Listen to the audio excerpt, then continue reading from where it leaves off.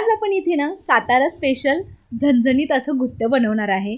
घुट्ट तर बरेच जण बनवतात, पण तुम्ही एकदा या माझ्या पद्धतीने हे घुट्ट बनवून बघा, तुम्ही पुन्हा पुन्हा याच पद्धतीने घुट्ट बनवणार। हॅलो एव्हरीवन, श्री स्वामी समर्थ सर्वांना। कसे आहात सर्वजण? मस्त मजेत आहात ना? मस्त मजेतच राहा। आज आपण इथे ना झणझणीत असं सातारा स्पेशल घुट्ट बघणार आहे। तर त्यासाठी आधी करायचं आपल्याला एक वाटण। मी इथे बघा 10 ते 15 लसूण पाकळ्या घेतल्यात, आलं घेतलंय थोडंसं, 3 ते 4 हिरवी मिरची घेतली आहे आणि मी इथे ओलं खोबरं वापरलेलं आहे। बरं, याऐवजी तुम्ही सुकं खोबरं वापरून सुद्धा करू शकता आणि हिरव्या मिरचीचं प्रमाण तुम्ही तुमच्या अंदाजाने कमी जास्त सुद्धा करू शकता। कोथिंबीर घालायची आणि मिक्सरमध्ये आपल्याला हे वाटून घ्यायचं आहे। ही आहे घुट्ट्याची डाळ म्हणजेच उडदाची डाळ। आता ही मला माझ्या आईने जात्यावर केलेली डाळ दिलेली आहे। तर उडीद बाजारातून विकत आणल्यानंतर त्याला भाजलं जातं आणि त्यानंतर ही जात्यावर डाळ भरडली जाते। तर बघा, आता ही डाळ आपल्याला धुवून घ्यायची आहे। मी स्वच्छ एक 2 ते 3 वेळा ही डाळ स्वच्छ धुवून घेणार आहे।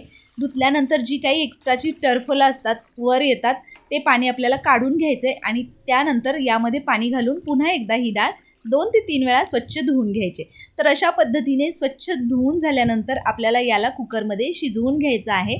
त्यासाठी ही डाळ आपण कुकरमध्ये घालून घेऊया। डाळ घालायची आहे, त्याचबरोबर अर्धा चमचा हळद घालायची आहे आणि चवीप्रमाणे मीठ घालायचं आहे। 1.5 ग्लास मी इथे पाणी घातलेलं आहे आणि कुकरचं झाकण बंद करून आपल्याला याच्या शिट्ट्या करून घ्यायच्यात।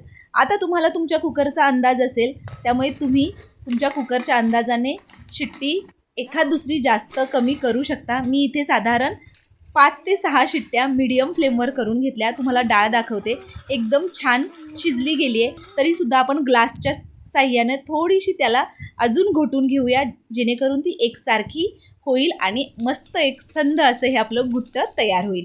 आता फोडणीची तयारी करायची आहे। तर फोडणीसाठी भांडं ठेवलेलं आहे, त्यामध्ये 2 चमचे तेल घालायचं आहे, अर्धा चमचा मोहरी घातली आहे, त्याचबरोबर 1 चमचा जिरं घालायचं आहे। कढीपत्त्याची 8 ते 10 पानं घालायची आणि तयार केलेलं जे आपण हिरवं वाटण आहे ते घालायचं आहे। आता मी इथे सगळं वाटण घातलेलं नाही आहे, गरजेप्रमाणे तुम्हाला जसं घट्ट हवं असेल किंवा जेवढी लोकं खाण्यासाठी असतील त्या पद्धतीने तुम्ही वाटण थोडंसं कमी जास्त करू शकता। मी इथे साधारण पाव वाटी वाटण घातलेलं आहे।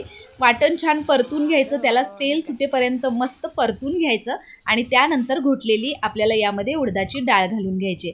गरजेनुसार पाणी घाला, तुम्हाला जशी कन्सिस्टन्सी हवी असेल, घट्ट पातळ, त्याप्रमाणे तुम्ही पाण्याचं प्रमाण कमी जास्त करू शकता।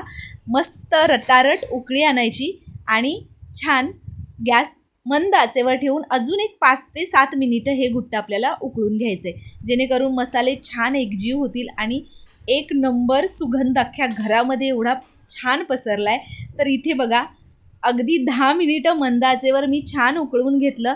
आता यामध्ये आपल्याला खूप सारी बारीक चिरलेली कोथिंबीर घालायची आहे आणि इथे आपलं झणझणीत असं सातारा स्पेशल घुट्ट खाण्यासाठी तयार आहे की नाही? एकदम सोपी रेसिपी। बरं, तुम्ही या पद्धतीने एकदा बनवून तर बघा, तुम्हाला खूप आवडेल याची मला खात्री आहे। तर अशा पद्धतीने हे आपलं घुट्ट तयार झालेलं आहे। ज्वारीच्या भाकरीबरोबर, चपातीबरोबर किंवा भाताबरोबर, इंद्रायणीचा भात स्पेशली याबरोबर एक नंबर लागतं। तर अशा पद्धतीने गरमागरम घुट्ट आणि ज्वारीची भाकरी कुस्करून लाजवाब। तर तुम्हाला ही घुट्ट्याची रेसिपी कशी वाटली मला कमेंट करून नक्की सांगा। आवडली असेल तर आपल्या मित्रमैत्रिणींबरोबर शेअर करा आणि जर अजूनही सबस्क्राईब केलं नसेल तर आपल्या आदिश्री रेसिपी चॅनलला सबस्क्राईब करा आणि बेल आयकॉनसुद्धा प्रेस करा, जेणेकरून इथून पुढे येणाऱ्या अशाच नवनवीन आणि छान छान रेसिपीच्या नोटिफिकेशन्स तुम्हाला मिळतील आणि त्या सगळ्या रेसिपी तुम्हाला ट्राय करून बघता येतील।